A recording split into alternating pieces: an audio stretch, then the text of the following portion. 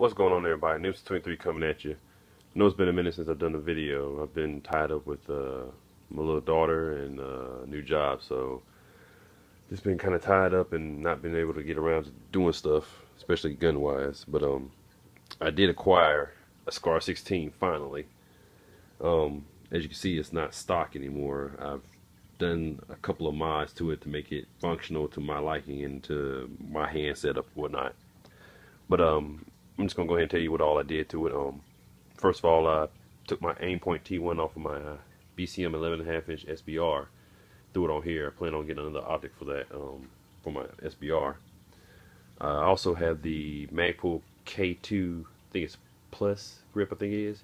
It was modified to be put on the Scar by PMM, which is Parker Machine and Mountain Company. They also did the They also make modified magazine release. It comes on black and flat dark earth, so I got the flat dark earth model.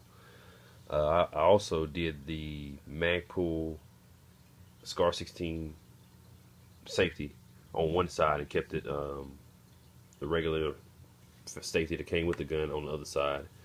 It's ambidextrous, of course. I also took my 620V off of my SBR, put it on here, and threw it on a Haley Strategic Thorntail mount to kind of offset it so it won't be straight along the rails sections. I also have the Kinetic Development Group's 6.5-inch M-LOK rail, which extends the rail past the gas piston system and moves it up close to the muzzle brake, which makes me get a longer, since I have a longer arms, I can get a longer grip on it. And I also put the B5 grip stop. I love this thing. Spartan NC or Spartan 556 turned me on to this on his Scar, and I love it. Just love it to death. I also have a Geisley Super Scar trigger in it, and this trigger is sick. This trigger makes the gun. The trigger was okay.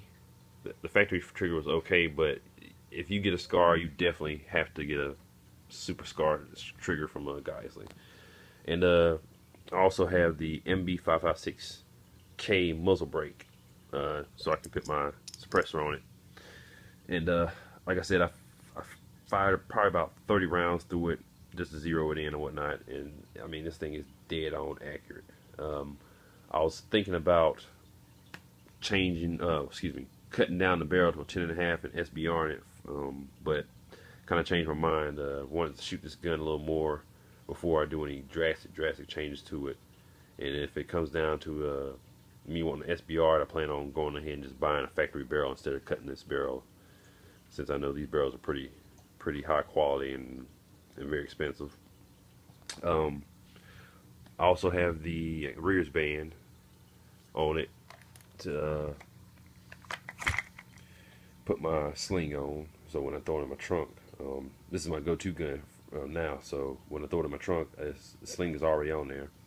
And I've heard about the sling mounts for the Scar, the rear ones. They're not sturdy, they say, so I went on ahead and bought me a little black keyring loop just to attach it to there for now. I'm probably going to change over to the Proctor sling later on. I just want to run this setup for now and see how that runs. And I also had I changed the charging handle from the straight to the G angled charging handle, so I'll be able to get a better grip, and it'll point the angle's pointed more down south. Well, let's see, more southwest, if you want to say that. Yeah, that's just the mods I have for it now. I don't plan on doing any painting to it or anything like that as of yet, but yeah, I'll probably change my mind. I'm gonna probably more than likely beat the shit out of this gun. I know it's a lot of money to say that and do to a gun, but if it doesn't work, then why have it? You know what I'm saying? So that's just the rundown of what I have so far. Any questions? Just hit me up on down below, and I'll get back to you as soon as possible. So, and hopefully I'll be getting up a couple of shooting videos of me shooting this gun. Hopefully past the 400-yard mark whenever I go to teach another class or whatnot. But like I said, just shoot me a comment below if you have any questions. Peace.